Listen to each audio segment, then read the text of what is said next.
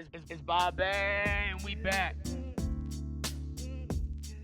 Welcome back to the Purpose in the Youth podcast. Today on the show, we got Kwakes Abankroll on the podcast. What's going on? What's going on, dude? Yo, I gotta give you a quick shout out for the fact that we like followed each other on Instagram. We kind of gave each other love over some time, but you took the step, DM'd me, slid through the DMs, and you straight up said, "Yo, I rock with your movement. I appreciate that."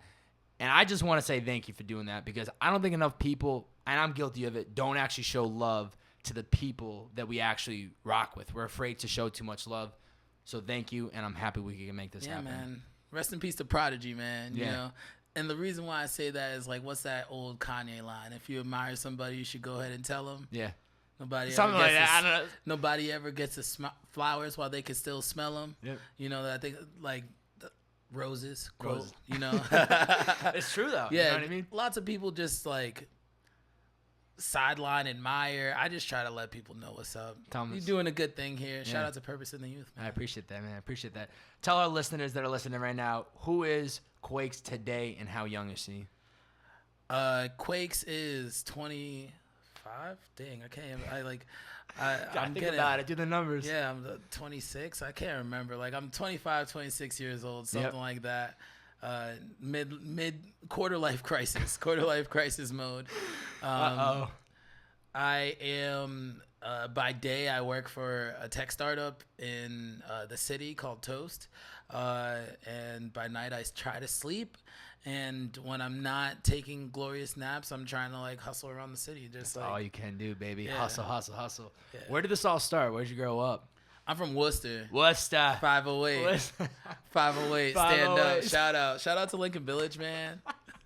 Shout out to Everybody in Worcester right now is just taking their shirt off, just waving around. No, it's crazy though. I mean, like, I'm from Worcester. A lot of those dudes would probably say I'm from Boston now. Yeah. Because I just been out here, like, running around, and, like, I haven't been back home, like, too much. But I'm from Worcester, man, for sure. That is the blood. Yeah. It's funny because when I'm out here and I say Western Mass, people are like, "Oh, you from Worcester?" I'm like, "Nah. That's Central Mass. Yeah. You got to keep going farther down. Yeah, the you're Mass real pike. Western Mass. It's like Amhersty, like all that. They don't get it. People don't get it. How do you think your childhood might have differed from other people? I mean, I think as a kid, I was always, like, just in books initially. But, like, it was like being class clown, but also being books. But I think that's like lots of kids. I don't know if it differed too much. I guess I always say that my dad did a good job of, like, keeping me away from a lot of, like, just dumb activity, and I still managed to get into it, you know. But, like, don't we all? I think that, you know, I was pretty normal, I suppose, besides the fact that, like, I'm gorgeous and no, I'm just you gotta be confident, man. I love it. No, I think the way that, like, my childhood differed is just, like, I think I stuck my nose out there while I was a kid too, you know. Like, just, like, class president, like, where are you? I think it was like 4th grade, 5th grade type thing, you know, like one of those, like, middle school, like, take the reins situations, you know, like, show that you're boss, you know, like. I'm the biggest boss. Far from that, but, like, I don't know. I was just, like, always, like, I wanted to have my hands in things. I wanted to be involved in things. So, I mean, I wouldn't say I'm a shy kid. If there are a lot of shy kids out there and that's normal, I don't think I ever was. Yeah. Do you think you'd be a different person if you didn't grow up in Worcester then?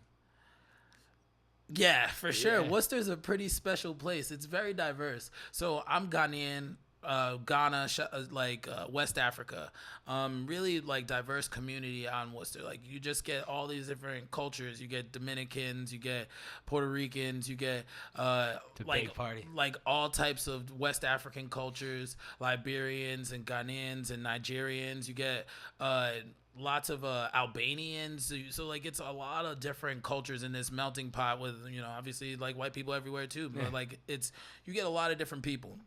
So you learn from different cultures, but also, like, it makes it a pretty, like, I guess, like, a loud place. And especially from where I'm, like, really from, like, where I was, like, raised when I was young. I was raised in, like, a little, like a housing complex area called Lincoln Village or whatever. Dope. Go to a basketball court. That's where all my homies were, like, where we catch the balling bus. up. You were Yeah, just jamming it down. I never dunked. I will admit that I never dunked. And I definitely was on the sidelines. Like I was not too athletic or whatever. But that's where everything went down. Everything from like like balling up with the little homies, watching the big homies like take over the court and go crazy. Somebody might fight. Somebody, some girls might pull through. Like you never know. Like a lot of, but that like made me. Yeah. Like that's what like essentially like created me. Like like I love to talk. When I was a young kid, that like some of my friends used to call me Stephen A. Because like I wouldn't ball because I wasn't that good. I wasn't that good. Yeah. But he loves to talk. But he loves to talk. And I like would always come in to the court with like stats for no reason. Like I was on Sports Center all day. Like when I finally like got cable and stuff like that, like I was like, yo, like in that, like in cable, consuming media like all the time. Like don't like just always absorbing that. And when I came out, like I wasn't too athletic or crazy. I'm clearly not going to the league anytime soon. So like I would just like try to like speak about what's happening, like, oh, Celtics about to win the championship this year. Like, look at what's happening right now with the Lakers, blah, blah, blah, blah, blah. And be like, yo, Stephen A, like, going off again or whatever. He just goes off. Yeah, he just goes off, you know? So, like, that's, I think, always something that, like, has been around me is, like, you had to find your niche, like, in where I was from. Otherwise you just like, I don't know, I never want to be no one. I think I like always wanted you wanted to have a voice. You wanted to I wanted to be something, have your opinion. If I'm not dunking on people, I might as well have like the best voice to like talk about it, and like the person that's like, yo, shut up, man, you saying another thing again. I'd rather I'm gonna throw this ball at your face. Like I'd rather be that guy that's like just around it and doing something good about it. So I'm with it. You don't have to be in the mix, but just being part of it. Yeah, and as I'm sure we're gonna get into later on, that's it. It has completely followed you through with everything that you have kind of going on now. Yeah, just trying to find my lane. Absolutely. Is there something you've always kind of regretted not doing, though, when you were younger? I think it's something that has worked for me going forward, but I always regret is consistency on things. I used to play sports, and I played like 2 years of baseball, 2 years of soccer, a couple years of basketball, a couple years of football. Like never ever stuck to anything. Used to play the flute for like 3 years. Flute. You nice? Like the second chair. Like when I first started. Like I was just like like when I first started, I was like doing it, didn't practice enough or whatever. But like consistency was never like I was always like jutting off on different things, and like never ever like took one thing as like my own. Yeah. It let me have a pretty diverse like knowledge about a whole bunch of different things. I think I appreciate art and appreciate sports. Like my friends like tell me like, why do you know WNBA players? And why do I know like obscure sports? And like I watch like a ton of like English Premier League soccer, so like I know a bunch of things about things that I don't. It makes good Jeopardy. Yeah. Which I think makes it easy to network, makes it easy to find common ground with people out of nowhere, because I've dibble dabbled, but I kind of wish I didn't. I wish I stuck to one thing. I had the same thing as a kid, though, and I feel like that's what happens as you are a child. Your attention span's going all these different ways. I tried guitar, I tried drums, I tried riding I tried getting nice on a skateboard and fell, got the wind knocked out of me, and never got back on the board. I tricked out my BMX bike to think I was the next professional rider, and never even went off like the ramps. Really, I just like would get a little bit of air. So I don't think it's necessary. I think it's just something as a kid. The ones that are able to really grasp on something and stick to it and become amazing with it, they have all those years of advantage, I feel like, and that's why you have your LeBron James and your these amazing people in this world, because at a young age they were able to stay that consistency. So I think when you're young like that, it's good to kind of dibble and dabble, because like you said, a little about a lot. But then it's when you finally commit to something, especially when you start getting to your late teenage years into your early 20s, it's kind of like keep trying things, but try to stay true to one thing for a period of time to see if it works. Follow through is always so critical. Like making sure that you set goals, one that are realistic. But maybe not even realistic. It's more so like setting first steps that are realistic. You can set a goal to be in the NBA, and people have done it. You can set a goal to be on the moon, and people have done it. So the goals that are unrealistic kind of don't even like exist anymore. It's really about all right, to get to the moon, what am I gonna do? Yes. All right, let me figure out if there's like a workout routine that like gets you in like astronaut shape or something like that, and then like follow through with it. It's reverse engineering how you're actually gonna get there. Exactly. You can. I'm big on dreaming big on. I have a $1 million check written right over there on the wall that I wrote out to myself in 5 years from now. Am I gonna be cashing that? I don't know, and I'm sure you will. We'll be walking into the bank together. I hope so. Throwing it right on the counter, but you have to put that out there and kind of visually see it for yourself, and then try to figure out what are the small steps that you take, and that's where I feel like the real success is that's where the success is made. When I say Babson College, what's the first thing that comes to your mind? I almost said I hit like F Bentley, man, like just to get it on air, man. Yo, that's what we were about to get a little. This guy comes walking in for the first time and he just drops you went to Bentley, huh? And I'm like, oh, here we go. No, when I think of Babson, I mean the first thing that I think anyone that's from Babson is gonna probably say entrepreneurship. That's what you're gonna think about if you're thinking about just like first thing that comes to mind. Just people that want to create, people that want to seize opportunity, and kind of hustlers of all different styles. Whether it's corporate or whether it's on the ground, like making a new business. Yeah. What's something you learned while there that's definitely like stayed with you as this journey is kind of continued? Grades don't matter. Wow, that's amazing because that was the follow-up question to this. Yeah, they don't matter. They don't matter. Like they do if you're going into finance. They do if you're going into, accounting, and that will matter if like you're playing that game. If you're not, like my game was never that. My game was always people. My game was always, I don't know, like strategy, I suppose, not necessarily like. And I could do numbers, I had to crunch numbers to do a lot of things that I've done to get here, but my game was always like relationship building and I guess hard work, follow through. Yep. And then from there, just like taking that and making the next step. So like continuing on like strategy, I suppose, and like getting to the next step. You don't need grades to do that. Yeah. You need the grades to get through the system of college. And that's what everyone's comparing. Oh, what'd you get on the exam and whatnot. But as soon as you step out of that world, it is all on you. I'm sure there's people that are out there that are completely book smart and you throw them on the street and they are lost. Mm-hmm. I so much more believe in you have to have like a very strong knowledge of just understanding just how the world works. And you don't have to be the best mathematician, the best accounting person, but if you can communicate with people, you're going to completely go past people that were 4.0 students. Yeah. Because at the end of the day, you have to communicate. You have to say what up to me. I say what up to you. We have to do what we're doing right now and have a conversation. I guess if you poke through the surface, and I think this is probably the same of your school too. I'm sure you did lots of group projects. Absolutely. That's, I think, the one thing that I think is special for, I think, Babson. It like forces you to work in a serious environment with a variety of personalities. So you never know what somebody's work ethic is going to be. You never know what somebody's like whether it's too much or whether it's non-existent. So, but like, that like you have to get an end job done. So like, it teaches you whether you have to be relying on yourself, whether you can somehow, pull something out of somebody who's not giving you what you need. Yeah. All those different types of skills come out of the stupid papers that we had to end up writing. Yeah.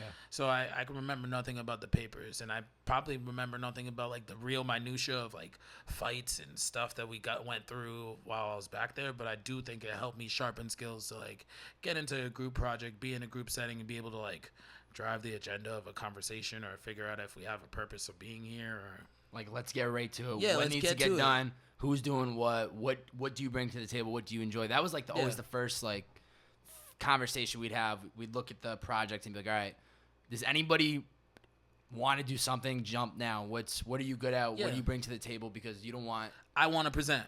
Yeah, I'm right there with you. I love that. Every time. Put me on the spotlight. I don't need no cards. I don't need nothing. Yeah. I love like the limelight. Yeah, I love it. Just give me the make the PowerPoint deck. Make the PowerPoint deck. Send it through. And I will talk, you know, like I'll find your skill set. So I think that's mine. My skill set is, presenting, talking, trying to find a common ground, being the one that's willing to like cut the fourth wall or cut like the air of like snobbery that's in the air and be like make a little joke that'll get people to like connect or whatever, but putting your face out there. Yeah. It's great. It's like an energy. It's like a high. Even having conversations like this, to me, this will end and I'll be like, the hell did we just talk about? I don't even remember it. And I feel like it was the same way with the presentations. Yeah. But it's a good pressure on your shoulders almost. First thing I did when I came out of school, couldn't figure out a hobby. I started like doing stand-up comedy for like fun out of Worcester. Like just I never got pro at it. I sucked. Like I had like a couple like stupid jokes, and I was using that African accent that I showed you. Little taste of it. We'll let it happen later, yo. In the middle, I might just break right that out out, man. Yeah. I might have to shout out everybody in the African accent. But like I used to crack jokes or whatever, and like really like, all that was like another way to like stick my face out there, try something new, figure out if that was the niche. You know, like you're just always kind of, I guess, in the not being focused and finding one thing that I could find, I also was like still churning through things like, all right, this is my skill rating on this one, and this is my skill rating on this one, and does this like help me get to a better trajectory towards what my real like my A+ skill rating is gonna be? Because it wasn't school. Yeah, like, it wasn't like, you know, getting 4.0s. I just like kind of saw through the. But at the same time, you were allowing yourself to try these different things and kind of see what's working. This is like a 3.5. I've tried too many things, and I will try more. Yeah, that's the key. I mean, you just have to keep trying, especially the world we live in today with all this. You could buy a pretty good camera for a reasonable price compared to maybe 10, 15 years ago when it would cost you 2x, 3x the price. Everything is all there. It's really like, what are your priorities? Yeah, because like I feel like a lot of the people around me just hustled. I started off, I used to caddy when I was a little kid. $50 to do a 4-hour loop, but you had to wake up at 6. And then if you got there, you were waiting from like 6 to like anywhere from between like 9 a.m. to like noon, just to carry one dude's bag and make some loot or whatever. But that was an easy way to make money at like 13, and $50 is a hell of a lot of money when you're 13, you know? Absolutely.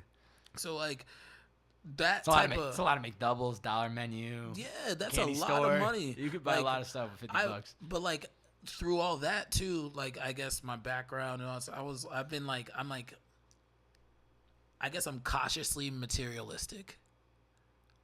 So like I like not like I'm like I will splash and flex on somebody, but like I'll be frivolous. And I think I've always tried to put my money towards things that might help me grow a little bit more, at least after a certain point. Mm-hmm. You know, like I feel bad about the amount of Yu-Gi-Oh cards I made my parents buy.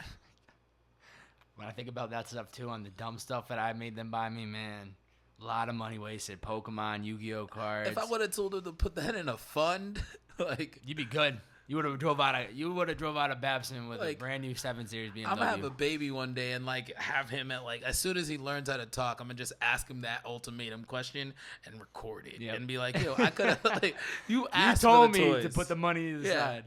You could have had $60K in the bank whenever. You told me to. How did you get into the whole fresh out the mint then?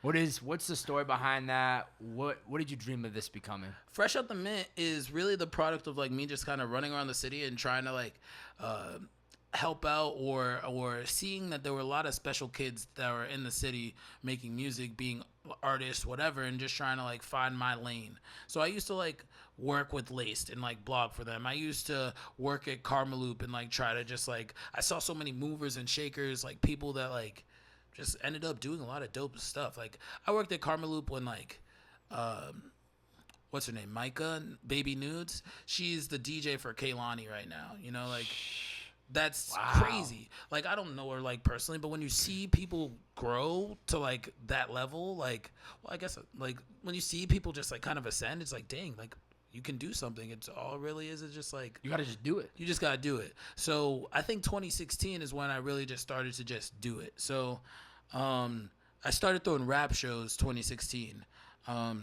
Like started 2016, I threw like a underground rap show, and it was called The Earthquake. My name's Kwakes. Just made sense. Everyone shaking when they got. Yeah, the premise was the like tagline, like I don't know, I guess like the schooling, if anything, like helps you like think about presentation, branding, absolutely packaging. Yeah, so the tagline was breaking ground for new sound, earthquake, you know, and the first one was supposed to be a producer, an artist, and a DJ. It was like PDA format. I was like thinking of like all these like corny things to like, you know, help like spice it up. So I got a producer. That's my guy Maka. He's actually a singer too, but producer. I got a DJ, my guy Inspector. He's one of my roommates, and Fat P, who I like work with, kind of manage. We turn that air quotes. You know what I'm saying? Like one of my good friends. So we put on this first show, and I had like seen a lot of like different people running around the city from like just kind of all the different things that I'd done up to this point. Like coming from Worcester to Boston, like I was just like trying to find a way to infiltrate the scene. So when I first moved here, I moved in to Cambridge, and I found Maven in Cambridge, which is a DJ school, and basically started hanging out there for like Friday events, networking, asking them if I could help. Like, all right, you got anything going on? Like, let me just to get in the door. Yeah, just to get in the door. See what it could happen. They do a cool festival called Together Fest. It's a week-long festival in May where they just bring all these different electronic artists and bring them into the city and do like all these shows in Middle East, Middlesex, TT the Bears when it was TT the Bears, now Sonia's, like all the different venues in the city. So I ended up volunteering for that. That like got my, and also just being in that scene helped me see like a different underground scene with like the electronic music, because like they throw underground parties and like throw bangers.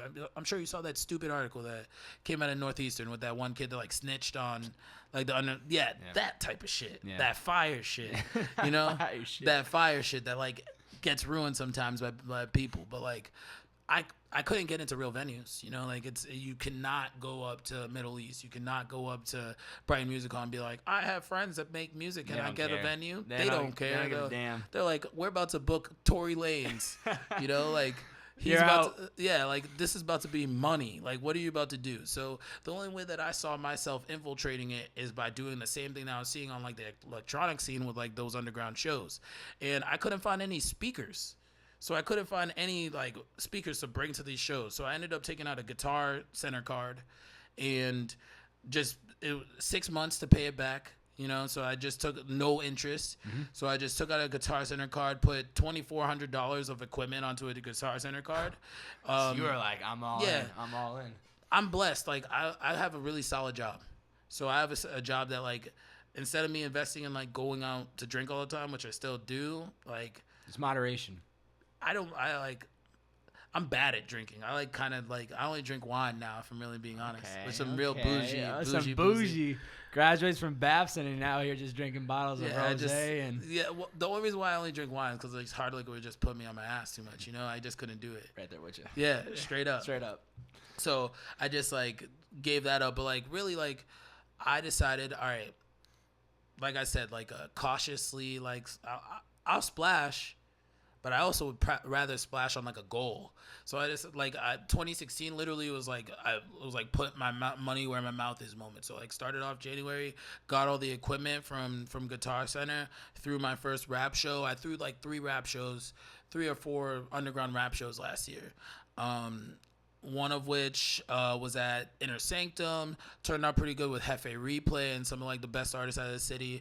Another one that was in another place out of Alston. We ended up donating the money to like a church for Haiti. Like it was awesome. It was like pretty fire, you know. So all of like that came out of me sticking my face out there, and like I just like was like, all right, let me just put my money where my mouth is. So take a risk. Take out some stupid credit line. We ended up paying it off. You know, like I made some spreadsheets. Like, you know, like school doesn't matter, but I used some of the skills that I got to like, you know, get to that point. Like I was making spreadsheets with like high, medium, and low like prices of the tickets, with like high, medium, and low like percentage of people showing out. And then like trying to find the middle of the matrix. Wow. So I'm like, and it's like simple math, you know. I'm just like putting like, if I make, you're just trying to look cool. Yeah, you just want to like have pretty a cool much. spreadsheet, I put on these glasses, and I got one of those clear glass things, like A Beautiful Mind, and started like, nah.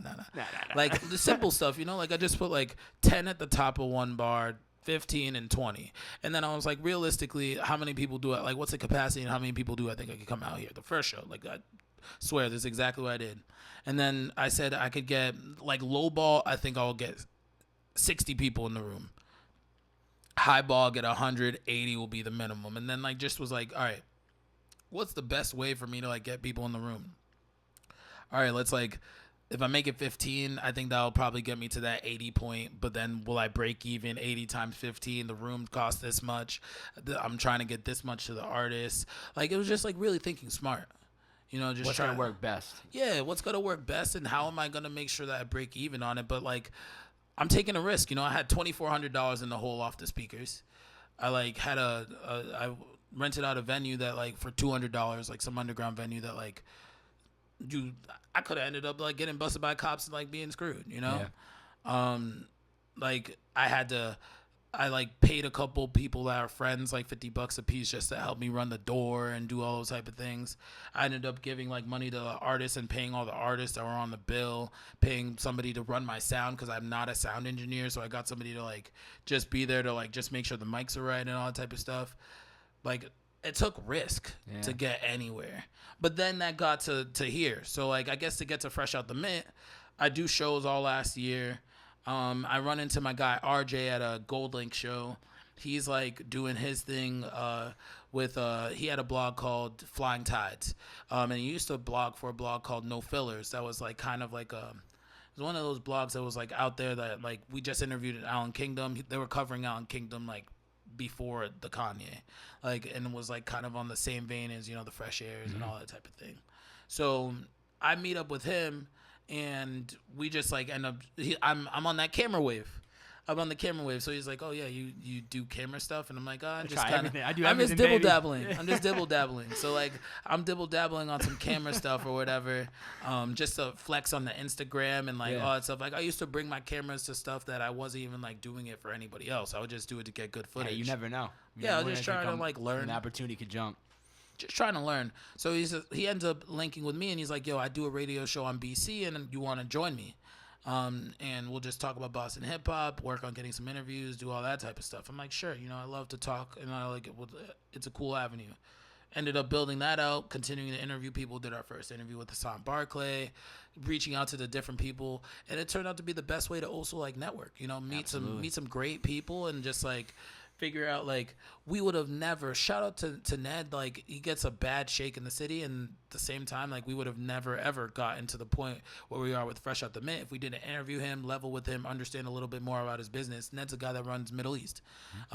We learned him a little bit more about his business, and then ended up booking a show there because we figured out how to level and all that type of stuff. So it's been great to just, like, learn more about the behind the scenes, and we plan on, I love to learn more about it. You know, I want to learn how, I want to talk to, you know, Diddy, you know, like, get him through, you know, I want to find out, I want to find out how things are built, like, from the ground up, you know, and, like, obviously, like, and that's what I like about, just from what I've listened to the episodes of you, and I think it's awesome because you can hear the intention in your voice. You're really passionate about it. You're not just there kind of just jumping, dibbling, dabbling about different topics. You are listening, you're engaged. And that's how you can tell somebody's really into it, the conversation. You're not just there to, like, tell us why you started making music. Okay, cool. Now tell me about your first show. Like, you're catering the conversation, and that's how you can tell somebody's passionate about what they're actually doing. Yeah, I care. Like, I care, and I also, like, I'm trying to learn something. Absolutely. Like, if I haven't come out of it from learning something, I usually come out of it, I'm like, that was not the best. But if I come out of it, I'm like, yo, that was crazy. Like, he told us a little bit about how this angle happened, and, like, they got how they booked the show, or how they did this, like, release this music, or whatever, how they got to that point. And once I'm, like, learning, I can only imagine, like, I hope that it's getting one person that listens to it to care a little bit, and just, like, be like, I learned one thing. Like, I learned something. Because, like, a lot of those people, like, they've done a lot to get to those points, you know, and it's just, like, you're just taking little gems from them, and kind of taking what they've experienced, adding it to your bucket, and then never gotten anywhere that I am without all of the guys in Boston that just movers and shakers that were doing it way before, back in, like, the Kyoto jungle times and, like, all that type of stuff. Boston, like, is at the point where it is now music wise, and there's a reason why Fresh Out the Mint can survive and, like, has, like, enough lifeblood of music, because 4 years ago people were just cooking up music and just decided to start taking on endeavors, and like right now we're dealing with a second wave of that. Guys like Noble that I think you've interviewed, you know, like episode 11. Just a whole bunch of different guys that are like playing their positions, while artists are also just continuing to create and just be awesome. Like there's just so many dope artists in the city now. Who personally for you has been your favorite to bring onto the show? Favorite to bring onto the show? Who? It doesn't have to be like a number one. If you have like 2 or 3 that jump into your head, I always jump away from the question because I can't actually really say there's one person. But if there's a couple that pop in your head, what's the last couple ones that we've done have been really, really just like, it's just indicative of like a year. So we did an interview with Hassan Barclay, really amazing, like kind of like NERD style, like trip hop, like not trip hop, like more like just like indie style hip hop artist, producer, singer, all that. He was our first interview. And we just brought on his girl like a year later, almost like a little bit more than a year later. But you look at all the different people we've talked to, and then we also just like look at their growth and all that stuff. So bringing them on and seeing like them continue to grow is also just like, it's really fulfilling to see. But then like you get to bring on or have like all these different phone interviews. We do a lot of different phone interviews. We've had phone interviews from like Saba from Chicago, and Alan Kingdom just called, and Adam 22 from No Jumper. I think No Jumper was really fun to do. Oh, man, yeah. Like it just to talk to him about how he's doing, because us being who we are, like talking to somebody and trying to like delve into like their purpose is tough. It's not easy. You gotta push, but you can't slam the door shut. You gotta be gentle with it and know when it's a breaking point of like I need to let ease off this. So talking to somebody like him, like one of the things he was saying was just like he understands there are 2 different kinds of interviews for him. I did hear this and I love that. Yeah, he has like the interview that's like, I can shoot the shit. Like you don't even need a prep. I don't need a prep. We're about to roll up. We're about to do whatever activity, because he's in the back of his like BMX store in LA, you know. So we're about to like get your drink, whatever, and we're about to talk for an hour and just get you into this life because this is my homie.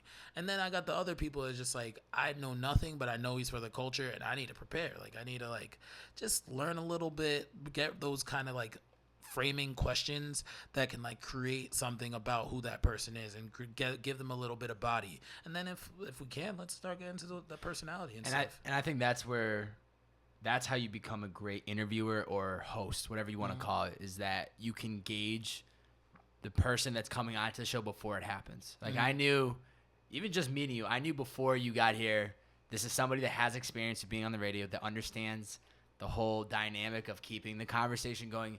Realistically, I don't have to prepare much. I could keep this closed and we could ride out, and I know this conversation is going to be great. But like you said, you always want to have some type of structure, and I think that's where you get the real good interviews. It doesn't have to be the person on the show necessarily. It's the content, and it's, are you beating around the bush? Or are you going, you know, I'm a big believer, skip the small talk. Let's get right into it. What's the truth? What motivates you? What are you passionate about? Why do you get out of bed in the morning? You know, what's been a struggle for you? And I think that's when people start to gravitate to your content, because they're hearing the honest truth, and it's not no fluff bullshit. It's the truth of what matters. And I think that's the energy. That's the conversations. I've had all different kinds of interviews. I've had interviews that feel like pulling teeth, and I've had interviews that feel like that's my brother. Come on. Yeah. And when you deal, both of them like are learning experiences always. You know, because sometimes you choose the wrong person to interview, and sometimes you choose the wrong questions to ask. You know. Yeah. But out of all of it, you're really just trying to connect. You know, like you're still just talking to a person. That's all it is. We are no different than each other, and as anybody else that's had any amount of success. We had a great conversation prior to this. Yeah. We'll probably have a great one after this. But at the end of the day, like, to be an interview, I'm sure you've watched like Nardwuar interviews, and, like all that type of stuff, and he's built it to where he is because like his brand is. But at the end of the day, he's like finding a connection by like being him to the nth degree. And like it might throw people off, but that became his brand, and now it's like almost like it's feeding back into it, you know. So like you just gotta figure out your lane, your angle, your delivery, and your earnest. What is gonna come off as earnest and real. Yeah. So that on the person that you're trying to get to open up is like, I'm gonna tell you some things. Tell you everything. I'm gonna tell you some things. Like last week, I'm just kidding. Nah, it's true though. It's Yeah. absolutely true. I love that. I don't know if it was a month ago, 2 months ago. You started a new series called The Vault inside the industry, and this is gonna be like a series. Your first one was with. You had DJ E Double from Jammin' 94.5, Alex Cyber from Pigeons and Planes. He's a writer there. And then last, once again, Noble, founder of the Museum TV. What inspired you to create the panelists versus just bringing them into the radio station, recording a podcast, and putting it out there? Why do a panelist where people are actually able to interact? Because it's more real. It lets people get something out of it. It lets people like really grow, and like it's a real contributing factor. You're letting we let people like really talk to a guy that like holds some purse strings to like really big opportunities. When you're talking about the launch pad with DJ A Double, when you're talking about Cyber and the way that like. Since he had he's been blogging about Boston, but he's continued to blog about Boston, Rams, Hassan Barclay, putting them into Pigeons and Planes, which is getting you exposure all over the place. And then you get Noble too, somebody who's like really kind of one of those self-driven guys like us, but also just another outlet and a way for you to polish your game. You have, when you put those people in front of people and give them an opportunity, it also it puts them in a place where it's like, if you really want it, here's your chance. Yeah. And that's why I don't think people get given enough chances. So you just give them a chance. Give them a chance to like I know people that since that show have had their music played on Jammin' 94.5. Really? Like since that panel. Because they showed up? They showed up and DJ Double was like, everybody open up your phone. Gave out his personal email, and I know people that hit him up, and I know people that have gone played on Jammin' 94.5 on the launch pad because of that event. There's a lot of like smoke and mirrors and all these like doors to unlock, especially when we're talking about entertainment and we're talking about music and all that type of stuff.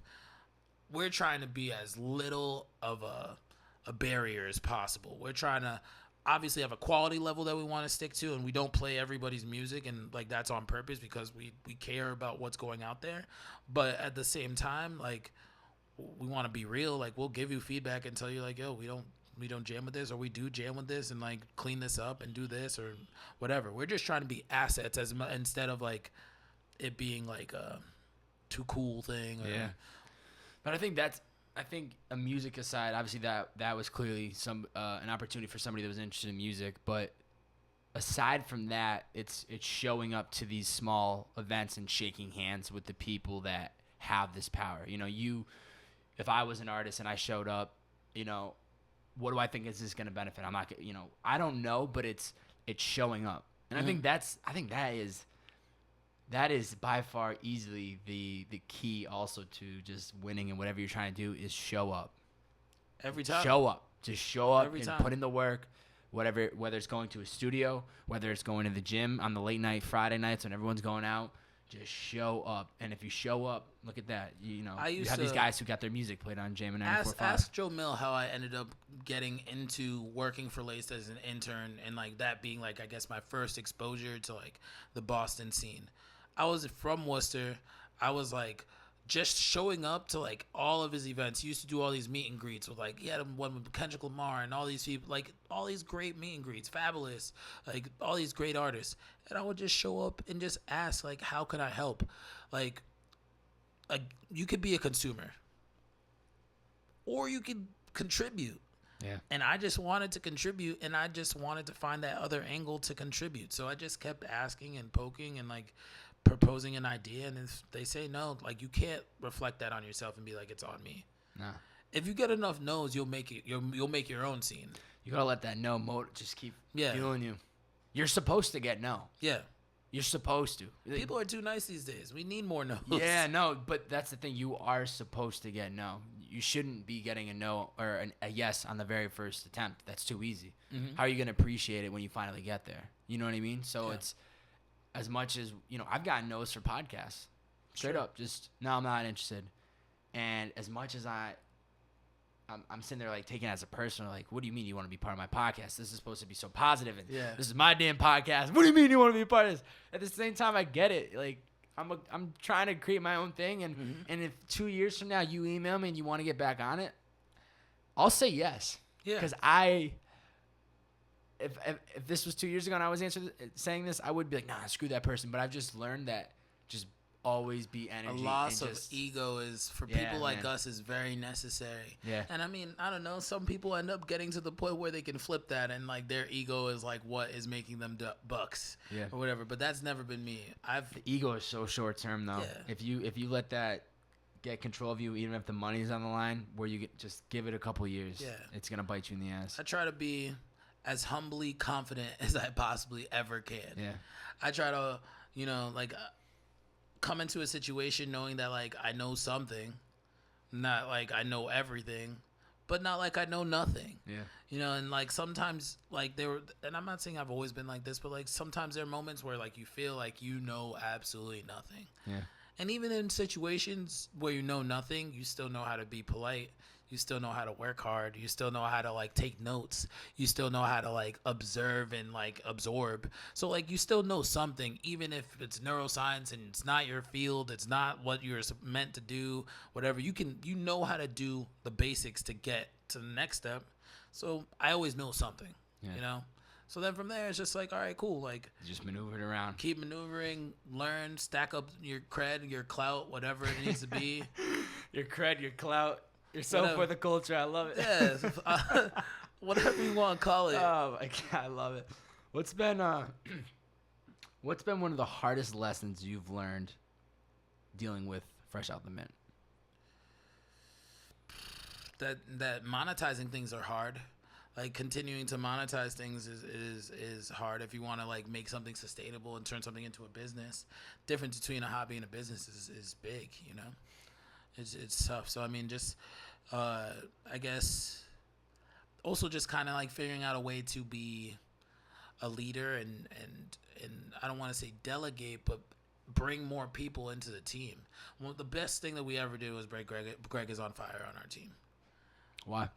Because he's like one of the dopest curators of music in the city, one of the most for the culture people in the city, one of the most creative people in the city without like singing one note, like all that type of stuff. He's one of the people that taught me how to hustle, and adding him onto the team added another dimension where it just like allowed us to like continue to expand our networks, but also expand the way that we're approaching building our content and building our brand and building what we want to be. Yeah. He has some great things in his mind. That's one person that like motivates me. It's very important to keep those people around you who add certain aspects to the team. They have to. Like it's almost like a necessary thing. And in order to, I also wanted to bring this back. I didn't jump on it when I should have, but you said something about it's one thing to be a hobby and it's one thing to be a business. Yeah. And I think the way you get it to becoming the business is you have to be fully obsessed with it. Mm-hmm. And I'd never realized what that was really like until I finally went on my own venture and a hobby of just sitting down and recording really dope conversations with people that I think are awesome and passionate to now wanting this to becoming a business where I can make a living. Yep. You literally have to become obsessed with it. Yep. You have to, like, people, people would think I'm a freak of nature if they realized how much I thought about it and how much I think about it, as much as I know you probably think about all your things that you have going on. You literally have to become obsessed with it and make these sacrifices in order to even have that little chance of making it into the business. Yeah. I think that's just, it's really what it's about. But at the same time, like right now, that's what I'm hoping to get when I move. And that's like what I hope to have is like, my move from Worcester to Boston was like test kitchen. Yeah. Like figure out. We're prepping. Yeah, we're prepping the rotisserie like, chicken. These are supposed to be my people. Yeah. These are people that I can like at the very least I could say, hey, we got Gordon Hayward, right? I could find, like common ground. Yeah.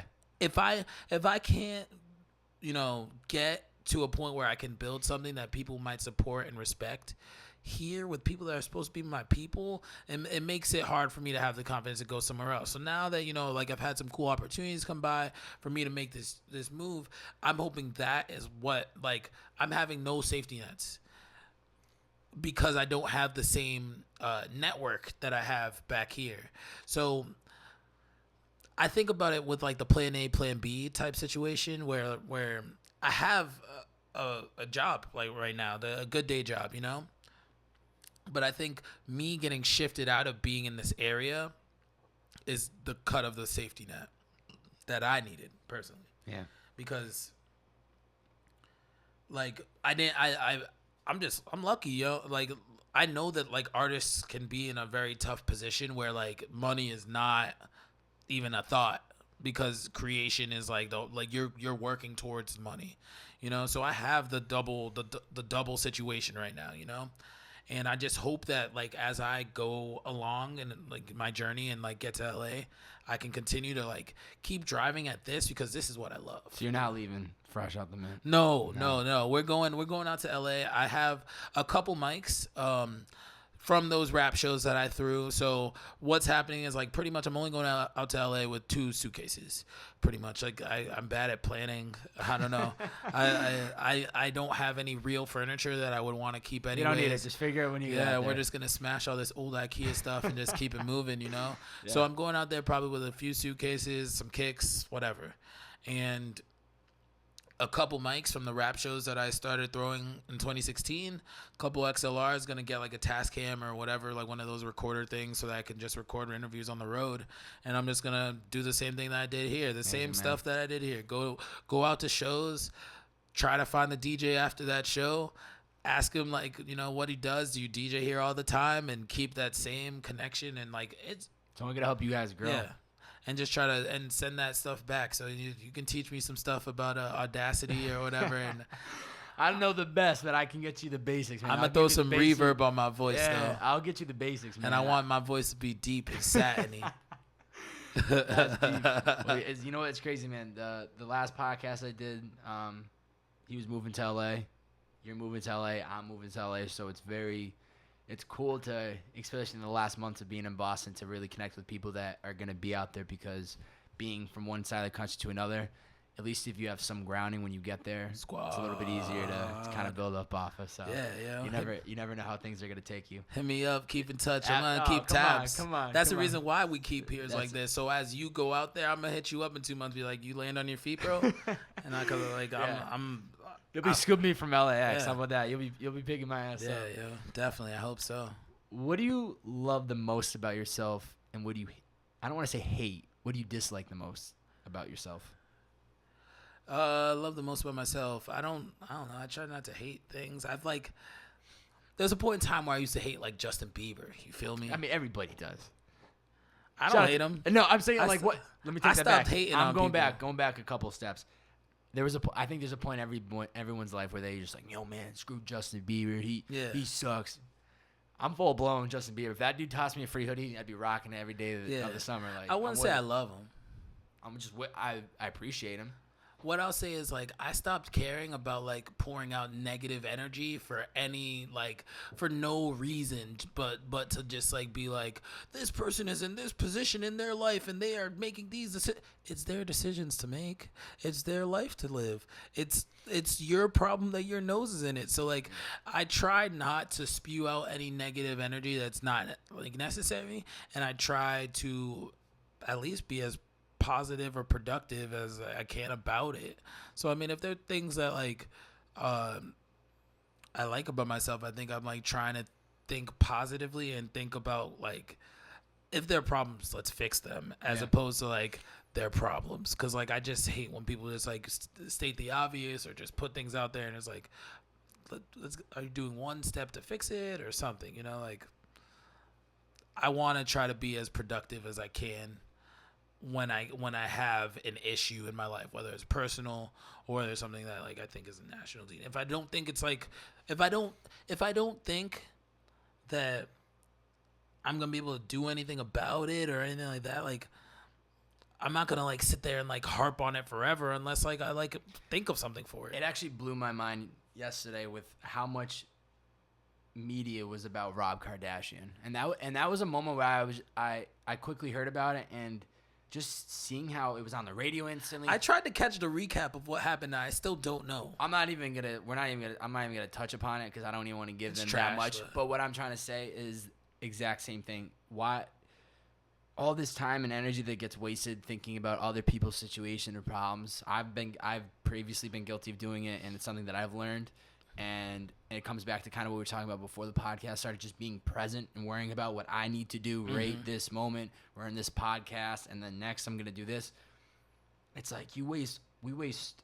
If you ran a tally, a clock of you just wasting time on thinking about other shit that doesn't matter, man, if you use that time and energy towards things that actually mattered, it's a wrap. It's a wrap. Yeah. But it's just tough. it's just like cutting out the negative stuff. Yeah, I try my best as much as I can to cut out negativity. Yeah. If there's, I guess, something I hate about myself, or things I use the word hate lightly because I know it comes off as such things a I would strong... change. I mean, change is always necessary. I think I would phrase it as more so something that I would change. I don't know. I think I've done a lot and I'm still lazy as hell. You know, it's like that dichotomy of like knowing that like I've still left things on the table. You know, I guess consistency, more of it, more consistency, more like just like laser focus, getting to that laser focus. But I know I'm not perfect, and I'll never ever be perfect, and I'm never ever like at the end of the day, like I'll get the job done regardless if I really, really want to get it done. So it's always about how bad I want it. But if I keep laser focus, I can accomplish things faster, more efficiently, more with a better quality. If I can keep that laser focus, keep that that drive always at the highest level. But everybody's human, you know? Man. I can't be, Gary V or whatever. Shout out to Gary V. He gets plugged in every single episode. I can't be. He gets plugged in every time. The dude's passionate. I love it. I love the energy. I don't know. I don't really listen to him either. I just see him everywhere, Yeah. But I just think it's cool to get to that point where people trust what you're saying as like coming from an honest, true place. I guess if I could be more, I wish I was like even more like honest, and more willing to say like what needs to be said. And I think I say it. I think I'm sure you already do, but if you can do it more, why not? Yeah. You know what I mean? Don't just continue. That's like even when I'm like throwing up Instagram stories or Snapchats, I'm telling people the honest truth. I'm out here. I just did a podcast. I'm about to go drive Uber for 10 hours. I don't care. That is the honest truth of who I am. Transparency. And when I get to the point where I'm living off of doing this 100% full time and tour managing and whatever, people aren't gonna be like, how did you do it? Or you're lucky. Oh, really? Did you see my Snap stories and Instagram of me? That I try to document and really show people if you want things to happen, you can do it. Just stop bullshitting. Stop. Yeah. It's just you have to draw a line in the sand at some point if you want change. That, if you're honest with yourself and you want change, if you're completely happy with your life, you're doing your thing, going through the motions, and you're loving it, I'm happy for you. Yeah. Just don't tell me that I need to work less or that I shouldn't be doing what I'm doing. We're gonna get the discipline, I guess. I think that's the goals. The things that I hate about myself is that I think that I still have a lot of room towards discipline to get to the next level and to that next plateau. Like whether it's anything from dietary discipline and like going to the gym and all that stuff. I haven't seen a gym in like I don't even know. You feel me? And like I hope distractions fall out of my life and I end up like just you have no safety net, so it's like fill these voids with good activities or hobbies or whatever, and we'll see where things go from there. What is something most people don't know about you? Most people don't know about me. I don't know, man. I there's a lot of things that people do know about me because I try to be as transparent as I possibly can. I put a lot of stuff out there, man. I respect that too. I just try to like be as like clear as I can be. Like I don't know. I'm not perfect. am not. I think maybe people might think that I'm a little bit further along in my journey and where I am than I actually am, and I think maybe that's a case of perspective. You know, I think people that are further along than me look down and be like, dude, it's like that. You know, you're a pin drop. You know, but I think if there's one thing that people don't know about me is probably just like behind any of the things that I'm creating is just still always going to be a regular dude that's like try to wake up before 9 a.m. You know, Yeah. like Just trying to do it. yeah, just trying to do it, man. I know people don't know that I get sad too. I don't know. Like I try to be always on that beacon of light situation. Like people generally have me, I think 98% of the time at like barometer is on like happy, you know, and the few people see me on not barometer happy. So I mean, and I guess that it is what it is when you're creating a brand, you know. And I don't think it would make sense for Bobbbaaaay with how many B's and how many A's to like come and be like, I'm sad today. You know, I think that might smash, you know, the appearance, you know, but at the same time, it's always like got to be on brand, man. Yeah, you know, always got to be on brand with it. Yeah. I like it. What do you want to be remembered for? For being a net positive, for being a 1 and not a 0. Okay. You ever watch Mr. Robot? Back in the day, I did. It's like that geeky show that like is out right now with like the hackers and stuff. Yeah, it's like something else. Yeah, it's like this new like TNT. It's like pretty fire. No, it's pretty fire. But plugging them in real quick. Yeah, they're like hackers or whatever, and the dude's like,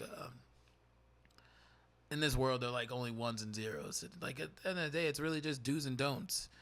You know, that try, like, you know, there can or cannot. There is no try. What's that, Yoda? My quote game on point. You're right good, now. man. Quote game. I always crazy. be dropping quotes, and I'm like, that was said by I can't remember. I feel so bad. I got the movie quotes and them quotes that like don't matter. Oh, I was man. like, I don't even want to go into a competition with you, man. You'll roast me, man. I'm not gonna roast you because like all my quotes like don't matter. I'm about to like quote Vegeta or something like that and be like. Anyways, I guess I want to be remembered for like really just doing things and being like, yo, like, man, like, I hope Fresh Out the Mint sticks to me. I hope people remember me at some base level as like that guy was Fresh Out the Mint, because that means I created something that stood for something that was like laudable enough for me to be like, yo, I represent that, you know. Like I just hope I build brands and build things and create people someday that like I can be proud of, you know, that I can like know that I put my best effort towards, my best, you know, energy towards. Like I didn't sell myself short, so I hope I'm remembered for that. Yeah.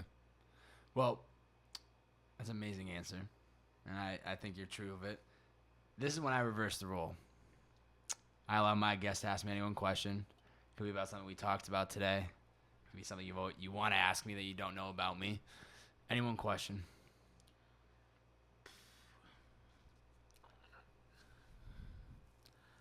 We can go so many ways. I could keep it funny. I could keep it light. I could go sports. You could do whatever you want to do. Do you like sports? I was gonna say, when do we win a chip, man? Because I'm like I've been thinking about Gordon Hayward. I don't know. It's getting real weird. We'll see. I don't know. Well, all right. The real question that I'll ask you is, when you move to, or even, have you addressed why you're moving, or like if, yeah, definitely right. addressed it before. Cool. All right, so I guess what I'll say is, like, when you move, like, is the goal for is Purpose in the Youth you, or is the goal for Bobbbaaaay to be Bobbbaaaay, Bobby, Bob, Bobbington? Like, are you trying to be, like, is the content bigger than you, or is it about you at the end of the day? Content's bigger than me. This is not. I mean, it's actually kind of funning the positioning of this, because this is above. Of course. So this is always going to be above. This is me, but it's so much not me. You know what I'm saying? So another operative word, with Bobbbaaaay. With, yes. So not for or by. Yeah, nah. I mean, I've always had the vision of moving out to LA.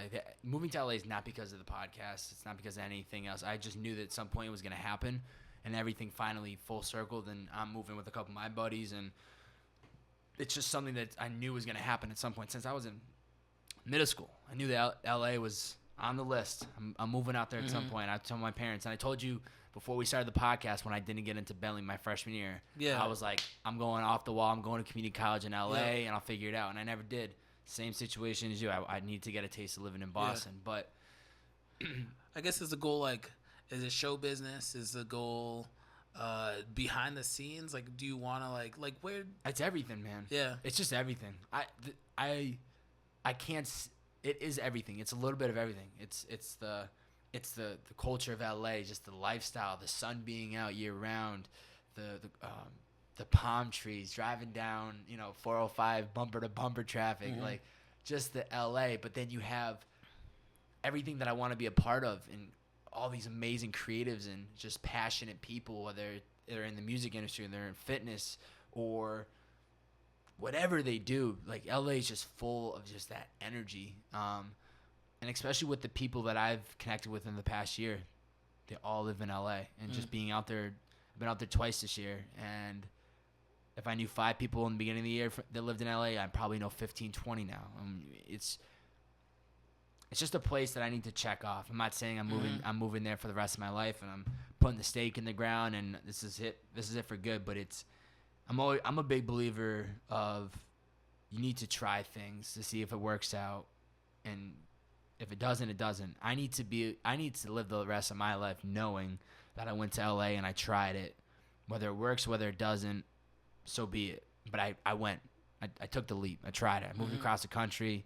I made it work, and it didn't work. I know it's gonna work because of who I am and the people that I'm going there with, and the people that I constantly stay surrounded by. That even if we're all hit by a right hook, we're gonna find a way to come back. Yeah. So, I just see this just becoming so much more that I want it to be, and that's just the vision I already had for it and whatnot and so forth. But as always, through this podcast, I'm still building me, like Bobbbaaaay. That's why this started, I didn't have the passion. I didn't want to just get a job to get a job. I went against the path that all my friends went.